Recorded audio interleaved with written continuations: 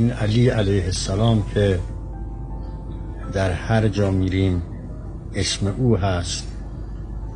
پیش فقها وقتی میریم علی علیه السلام، فقه علی. پیش زاهدها وقتی که میریم زهد علی. پیش صوفی ها وقتی که میریم اونها هم میگن تصوف علی. پیش ورزشکارها که میریم اونها میگن که علی و با اسم علی شروع میکنند.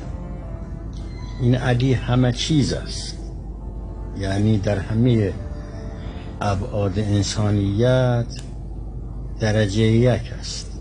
به لحاظا هر طایفه‌ای خودشون را به او نزدیک میکنند و خاصیت هر طبقه را هم دارد.